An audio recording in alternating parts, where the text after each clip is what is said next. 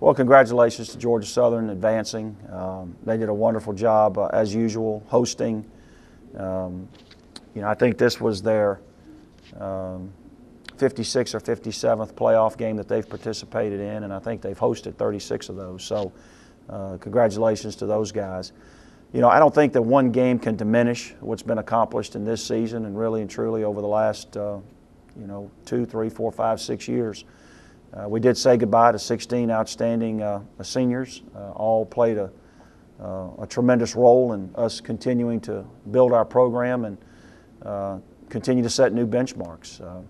Winning a conference title, advancing again to the second round, winning the Red Beans and Rice trophy for the fourth time in the last 5 years, back-to-back 9-win seasons. We've won 17 of our last 21 games, undefeated at home.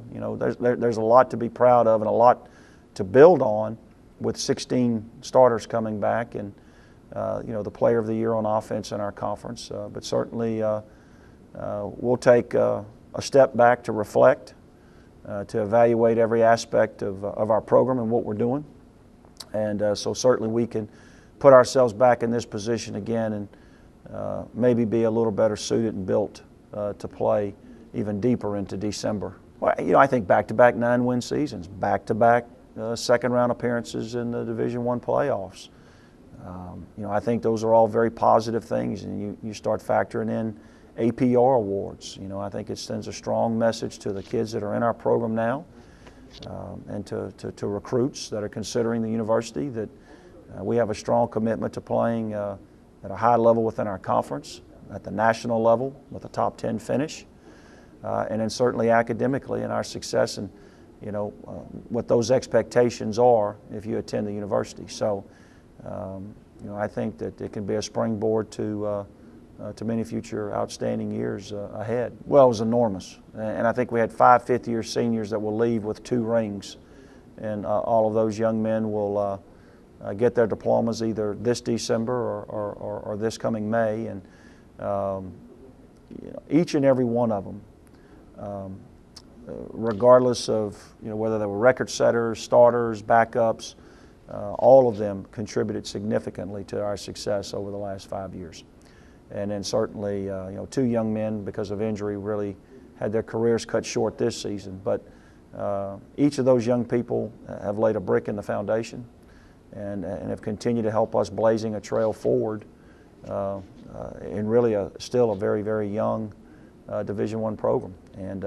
But they've left us the tools and the legacy that we can build upon and the expectations to do that. Well, I think we closed the gap.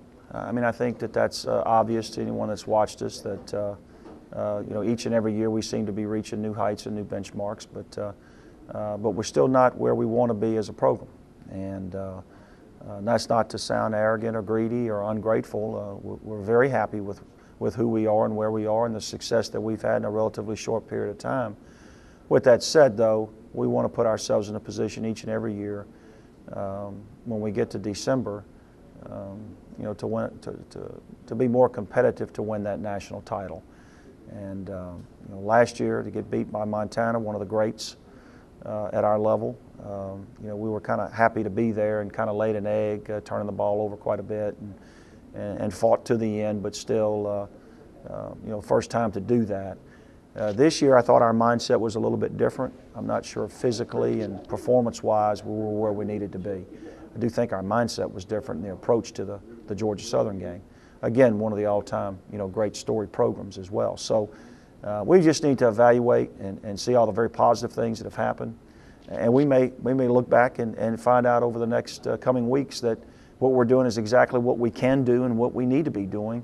But we also may see that there's some areas that we can make some improvement in, whether it be in player evaluation, scheme, coaching techniques, how we eat, how we sleep, how we lift, how we work, just where we live. Just every aspect of our program to put ourselves in a little bit better position that if we get into December again, which is obviously our goal, that we can continue to push forward and achieve new heights. Oh, really exciting, very exciting. Certainly lose a little bit of firepower at wide receiver that has to be developed and recruited. Lose a couple of good players on the defensive side of the ball, but we do return 8, I think, of our top 11 leading tacklers in our program on defense. And Winrick Smothers and Des Lewis and others have provided some firepower for us on offense. Of course, Eddie Kamara is an accomplished kicker now in our conference.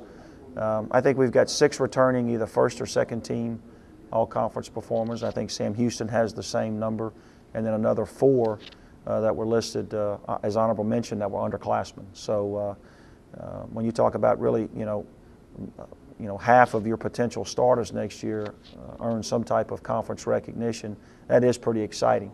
But we still have a lot of work to do. When we come back in January, obviously it's going to be very important that we finish the semester the right way academically. Well, you always want to be bigger and stronger and more athletic and work on your skill set. But at the end of the day, I think these are some of the things that we need to take a step back and analyze. Some guys need to gain some weight, lose some weight, work on their flexibility. But hopefully by the time we get to March, that we're a bigger, stronger, more athletic football team.